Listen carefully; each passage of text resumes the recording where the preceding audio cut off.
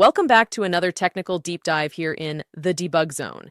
Today, we're tackling a big question and breaking it down with insights from other users. Hopefully, this clears up some misconceptions and helps you get the answer you need.